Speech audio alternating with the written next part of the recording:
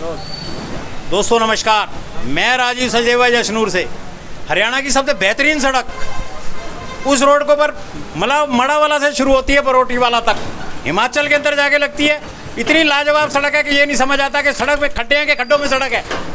बेहतरीन सड़क है ये। सिर्फ एक बारी दुष्यंत जी हमारे को भी आगे एक सौगात दे जाओ, जो आपने 15.5 करोड़ रुपए की सौगात कालका में दी। बेहतरीन सौगात दी है। सीएम साहब पैसे तो दे रहे, एक बारी मेरा ये निवेदन है कि दुष्यंत जी को पैदल चलवा दो या किसी की मोटरसाइकिल पे बैठा के चलवा दो। ये सड़क मेरी सुबेरे बन जाएगी अगर एक बारी दुष्यंत जी यहाँ किसी की मोटरसाइकिल पे बैठ के चलें तो। अगर मोटरसाइकिल पे नहीं बैठ सकते तो ऑटो पे बैठ के चलें। ऑटो पे बैठने के बाद उनको 6 महीने बिस्तर से उठने की जरूरत नहीं है। मेरा ये निवेदन है। और ये कुछ गणमान्य व्यक्ति हैं, ये बताएंगे आपको सड़क के हालात क्या है। हेलो, मैं रामगोपाल पालू कोन्ना से, और मेरे साथ गणमान्य लोग मड़ावाड़ा से भी हैं। जो मड़ावाड़ा से बरोटीवाला रोड जाता है हरिपुर बाबा जी को, इस पे हमारा हम इस टाइम नरक में बैठे हैं। कोई भी यहाँ पर हमारी सुध बुध लेने वाला नहीं है। जितनी भी सरकारें आई हैं, किसी ने भी हमारा तरफ कोई ध्यान नहीं दिया। इतना बुरा हाल है कि जो किसी गाड़ी जाती है वो टूट जाती है।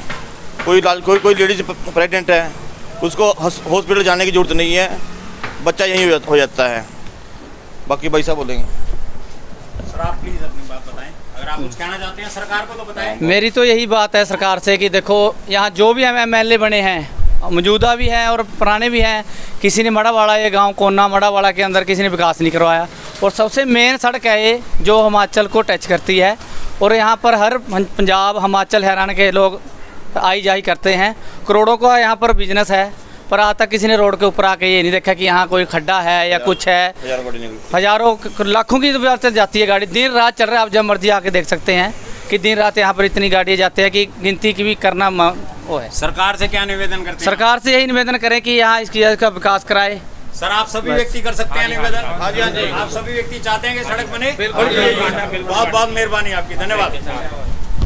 दोस्तों नमस्कार, मैं राजीव सचदेवा। आज हमारे मड़ावाला से, ये हमारे बाबा जी हैं हरिपुर, उस तरफ जाती है सड़क, हिमाचल की तरफ, बरोटीवाला कह सकते हो आप इसको। और ये हरिपुर बाबा जी यहाँ की एक मानी हुई शख्सियत है। और उस तरफ जाती हुई ये सड़क हरियाणा से निकलती है। देख के स्वयं को बड़ा अजीब सा लगता है कि क्या मैं ऐसे हरियाणा में रहता हूँ। ऐसी सड़क जिस बाबा जी से हज़ारों लाखों लोगों की, हरियाणा के अंदर लाखों लोगों की आस्था जुड़ी है, उस तरफ जाने वाली इस तरीके की ऐसी सड़क अगर हमारे को हरियाणा सरकार देती है तो सर बड़ी अजीब सी सड़क है ये देखने के बाद लगता ही नहीं ये सड़क है कि खड्डे हैं कि सड़क है। हमारी तो समझ से बाहर है सर। देखते रहे चले। आज हम इस सड़क के ऊपर, मैं मोटरसाइकिल के पीछे बैठा और मैंने इस पिक्चर को बनाया। मुझे स्वयं को लगा कि आज तो बड़ी गलत जगह मैं फंस गया हूँ। और इतनी अजीबोगरीब सड़क मैंने अपने जीवन में कभी नहीं देखी। शायद हरियाणा में नहीं देखी मैंने, बाकी बाहर देश हो सकता है किसी प्रदेशों में जाके देखी हो तो देखी, पर हरियाणा में मैंने नहीं देखी अपने होश के अंदर ऐसी गंदी सड़क। पिंजौर की भी सड़क रही पर शायद इतनी गंदी नहीं होगी। और इस सड़क के ऊपर रोज़ाना अंदाज़ा 5 से 6 हज़ार व्हीकल डेली चलता है। साहब इतना तगड़ा कारोबार है, शायद करोड़ों रुपए की जीएसटी दे देते होंगे ये सरकार को, और पता नहीं क्या क्या जाता होगा यहाँ से। और जिस तरीके से ये सड़क और गाँवों को भी जोड़ती है, दुनिया भर का प्रॉपर्टी टैक्स जाता होगा। सरकार ये सड़क को देखे और सोचे कि कैसे मुख्यमंत्री महोदय बहुत पैसा देते हो आप हमारे को, ये पैसा जाता कहाँ है हमें ये नहीं समझ आया। अगर इस सड़क को देखते हैं आप तो अंदाज़ा लगाइएगा आपके कितने कर्मठ अधिकारी हैं ये पीडब्ल्यूडी के लोग। अपने एयर कंडीशनड कमरों से बाहर नहीं निकलता ये एक्सियन ना एससी साहब। सड़क पे आओ, कभी तनख्वाहें हज़ारों लाखों रुपए लेते होगे सालाना। इस तरीके से काम नहीं चलेगा। और सबसे बड़ी बात तो दिक्कत ये होगी कि पहले एक जेई बनता था, जेई के बाद एसडीओ बनता था, एसडीओ के बाद एक्सियन के बाद एससी, उसकी पूरी उम्र निकल जाती थी, उसे तजुर्बा होता था। और आजकल का तो सिस्टम है कि लोग डायरेक्ट एक्शन भर्ती होते हैं, उनको ग्राउंड लेवल पे कुछ नहीं पता कि क्या दिक्कत है। आप देख रहे होंगे इस सड़क को और खुद को बड़ा अजीब लगता होगा कि ये सड़क है। खुद पे शर्म तो खैर मैं क्यों कहूँगा कि आपको शर्म आती होगी, लेकिन सर मुझे शर्म बहुत आई जिस वक्त मैंने ये वीडियो बनाया। ना मालूम कैसे रहते हैं वो लोग, कितनी मुश्किलों से रहते होंगे वो लोग। कार वाला आदमी तो फिर भी एडजस्ट करके चलता होगा। सर टू व्हीलर पे मैं स्वयं गिरते गिरते 2 बार बचा। मेरे को लगा कि यार कहीं मैं गिरी ना जाऊं। और ये जिस तरीके से सड़क को आप देखते जाइए, मेरे को स्वयं लगा और मेरे को ये अपने जीवन का एक बिटर एक्सपीरियंस लगा। मैं इस एरिया के लोगों का हिम्मत मानता हूँ कि इतने लोग, इतने शांत प्रिय लोग जो बिल्कुल बोलना नहीं पसंद करते, कि सरकार को ये भी नहीं कहते कि हमारे को हमारा हक दो, और ऐसे ही यहाँ पर नेता हैं और ऐसे ही यहाँ पे कर्मचारी अधिकारी हैं जिनको इतनी होश नहीं है। मेरे हिसाब से तो जो इस एरिया का एसडीओ साहब है उसको अपना ये आदेश देने चाहिए सरकार को कि उस व्यक्ति को अपने परिवार के साथ यहाँ आके बैठना चाहिए। यहाँ आके वो रहेगा, रोज उसका परिवार यहाँ से जाएगा, निकलेगा, आएगा, ज्ञान आ जाएगा। और ये हमारे जो जेई साहब हैं इनके तो बच्चे भी बाहर पढ़ते हैं, शायद बाहर बोले तो हरियाणा में तो पढ़ते हैं पर शायद पंचकुला में नहीं पढ़ते। अगर उस व्यक्ति को लाके यहाँ छोड़ा जाए और उसको बोला जाए बाबू अपनी कार से आना और अपनी कार से जाना है, 3 दिन में ज्ञान आ जाएगा। चौथे दिन हर वक्त एक ही रोना रहेगा कि मेरी कार का ये टूट गया, मेरी कार का वो टूट गया।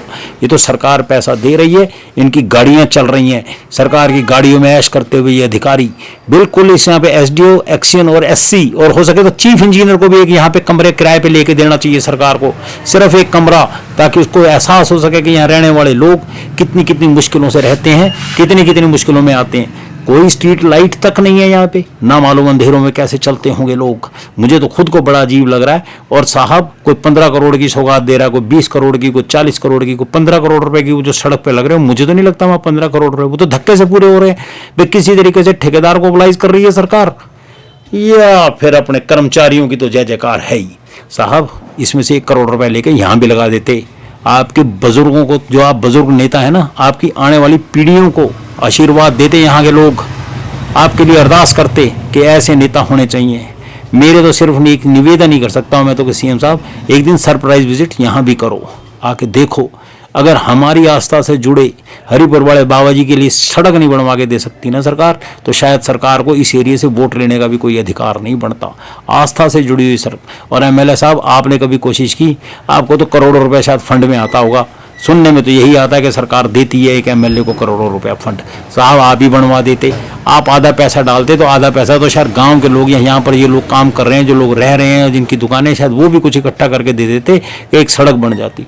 साहब सड़क का मामला है, कोई मजाक नहीं हो रहा। ये सड़क बोले तो लाइफ लाइन, अगर ऐसी लाइफ लाइन है तो नहीं चलेगा। ये तो बिल्कुल अनर्थ है, बिल्कुल नहीं चलेगा। अमेरिका की तरक्की का राज सिर्फ यही था कि वहाँ पर सड़कें अच्छी थी, वहाँ पर लोग ऐसे अमीर नहीं बन गए। अगर ऐसे अमीर बनेंगे तो कैसे काम चलेगा? ये नहीं चलेगा, नहीं चलेगा, नहीं चलेगा। एवरेज गाड़ी की 5 की नहीं आती, यहाँ पर कार की 10 की नहीं आती। साहब पेट्रोल डीजल हमारा बाहर से आता है, बाहर से आने तो बोले तो हमारा फॉरेन एक्सचेंज आती है, और फॉरेन एक्सचेंज का कितना नुकसान हो रहा है, उससे तो बेहतर है 4 बार सड़क ही बन जाती है हमारी। लेकिन चलो, अब देर आए दुरुस्त आए वाली पॉलिसी तो आप पे लागू नहीं हो सकती, आपको कुछ हम कह नहीं सकते, क्योंकि एक आम आदमी आपको कहेगा भी क्या और आप सुनोगे भी क्यों?